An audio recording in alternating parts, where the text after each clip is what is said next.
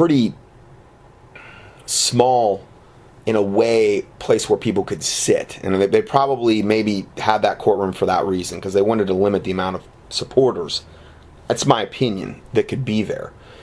And the first day I sat really right behind kind of Ken Hovind. I was probably about 10 feet away from him. And his co-defendant, Paul Hansen, and then there, Ken Hovind's public defender, and Paul Hansen's, I believe he had an attorney, I think. I'm pretty sure he was a real attorney.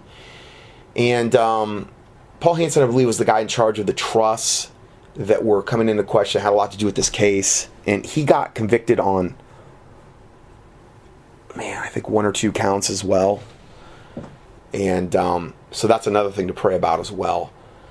And then the prosecution was on, the right-hand side, and then the jury was on the right-hand side. And so it was basically just sitting in the courtroom and listening to all this. The first day was mostly Ken Hovind, Brother Hovind, going over a lot of stuff, but a lot of what he was getting into was stuff he wanted to get off his chest that had been maybe pent up for, all of these years, and but it didn't necessarily pertain to the case. So the judge kind of let him go into a lot of this stuff, and he had his attorney asking him these questions, this public defender, but there came a point where she just cut him off. She's like, listen, this doesn't pertain to the case. I'm not going to allow you to continue with this line of things. And a lot of it, the problem that you run into is the first case was the first case. And in the court's eyes, that's a done deal. And you're rehashing all of these things that have already been ruled upon. And this is what Ken has been doing for a lot of these years, is he has sent in all of these filings over and over again, different paperwork and different things to try to, and they had it all listed. And almost everything he's doing is based on some different, quote, patriot argument. And he had some really, really wild stuff. I love the man, okay? I love him. I drove all the way down there to go do this, but this was like, for me, deja vu with my parents. When my parents got their company stolen from them back in, I don't know, 99, around there, it was, they went with all of these different, the first one I think was right way law, I don't know, it should have been called wrong way law, and all of these patriot arguments, and whether you want to get into redemption or straw man or jurisdictional issues or the gold fringe on the flag or the social security number, or there's so many different of these patriot arguments, and you know what, there may be validity to every bit of it. Okay, and I've been there, done it. I have so been down this road, even myself personally, but not to the extent my parents were. They tried to use all those arguments to get their company back. But you know what? Here's the bottom line with all the patriot argument stuff. If the wicked, evil government that you're going against won't recognize it and will label you as a kook, all you're doing is enabling them to rule against you. And this is what has happened, I believe, to Ken Hovind all of these years. And what it does is it not only gives them a lot of ammunition, because they can bring up all of these things, like he had this one thing where it was like, he said he was like, I don't know, sovereign citizen of must or something, and it was like, it just really made, it kind of discredited him, I would imagine. Maybe in the end, it kind of helped him, because the jury looked at him like somebody that was kind of like uneducated, took a lot of people's advice, they gave him a lot of bad advice, wasn't using really an attorney, and basically didn't know what he was doing, and therefore he can't really have that held against him, because he was just taking the advice of probably a lot of well-intentioned patriot groups, and he went from what I can gather, he went from one patriot group to another, to another, to another, and took their advice. They did filings for him, they did all kind of work for him, probably hundreds of thousands of dollars, I would imagine, in work, in filings, in paperwork, and you know what? None of it came to anything. Not one thing, it appears, that he has done since this all started, going back to the first court case until now, has done anything but backfire on him. And he said that on the stand. He said, nothing that I've done has worked. Not one thing. And it's like, you have to understand, you're dealing with Satan. Even if there is validity, and even if you sincerely believe in what you're doing, if the court system, which you're going into, okay, which you're putting yourself under, doesn't recognize that, then everything you're doing is for nothing but for you to waste a tremendous amount of time and hassle and possibly get convicted even further of further charges, like filing these lis pendens. You know, he said he went into this New Hampshire prison, and the guy that he met there, this Alex guy, he was a Muslim who was in there for bank fraud. He said this guy was a, quote, answer to prayer over and over again. Well, this is the guy that helped him file the lis pendens that got him in all this hot water, which was the main reason that got him in this hot water, which was the one count that stuck dealing with this litigation. Basically, some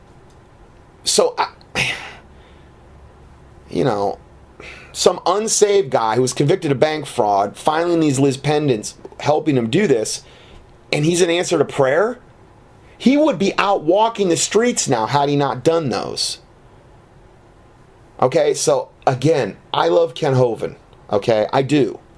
But this is a subject that I have a lot of experience with. And I've seen many, many people, whether it's dealing with the IRS, whether it's just trying to deal with things in the court system. I have never seen one of these patriot arguments work. I'm not saying there hasn't been instances where they've worked. I just personally haven't. And I've been exposed to people that were fighting the IRS and in the patriot organizations, and from every single instance that I can really remember of people that we've dealt with, some of them are still functioning, I believe. The ones that kind of, I don't know, try to operate more within the legal system. The ones that are really, really fringe and the ones that just come out, they're either all in jail or they've all been long since by the wayside.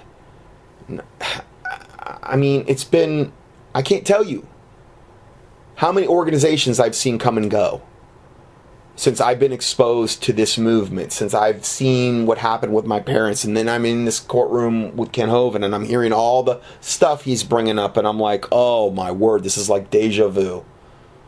No wonder that,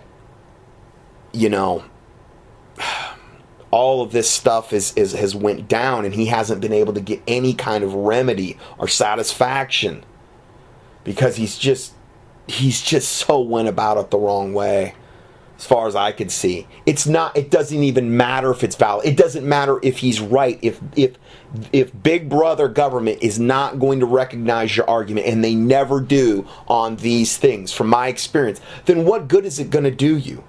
All you're giving the prosecuting side is fodder to make them make you look like you're a fool. And that's what they tried to do. Honestly, when I heard the prosecuting attorneys, when she went over everything at the end, I thought for sure he was going to get convicted on all 4 counts, because she went through and she had a PowerPoint presentation and she had audio clips of him talking from prison, and she had letters that he had sent or emails or things like this where she highlighted everything. I kind of thought that unless God intervenes, and he had to have, he was going to get, and him and Paul Hansen were going to get convicted on every single account. I didn't think they had a chance unless God intervened, and he did. He only got convicted on 1. That in and of itself was a huge gift from God. Now, the next thing is to pray about him not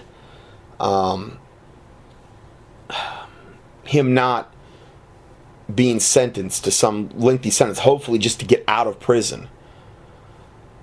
I just hope to God, if he's let out, that he doesn't continue to file these frivolous patriot argument lawsuits, because there is not a snowball's chance in hell of him getting this stuff back at this point. Number one, he's a Christian, okay? IRS has targeted Christians. Number two, he's going against the IRS, okay? And three, he's using all these patriot arguments. And four, he's been a thorn in their side. They cannot let him be some stellar, shining example of how all of this stuff works so well. They have to make an example of him, okay? I understand God can intervene, and he did. I truly believe he did. The prayer, the fasting, the people coming there to support is I really believe, the mercy of God, why he didn't get convicted on all four counts. Because I really think they proved that they had a case on those four counts. I mean, it doesn't mean I agree with the prosecution, but I know how the court systems operate, and I know the patriot arguments don't work. I'm trying to remove my emotion from this. I'm trying to look at this objectively.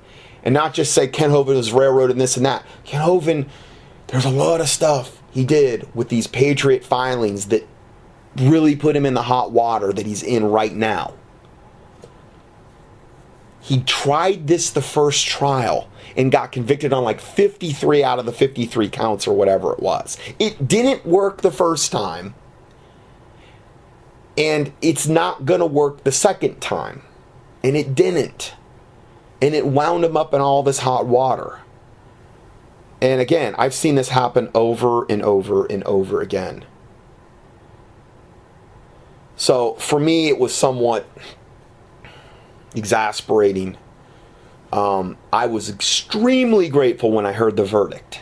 Extremely. I want to see the man out of prison. I just hope that he doesn't turn around and start, right up again and then gets thrown right back in prison. I don't know. He's adamant. He's adamant. He thinks he's done nothing wrong with any of these filings. He thinks everything that he's done has been, and nothing's worked.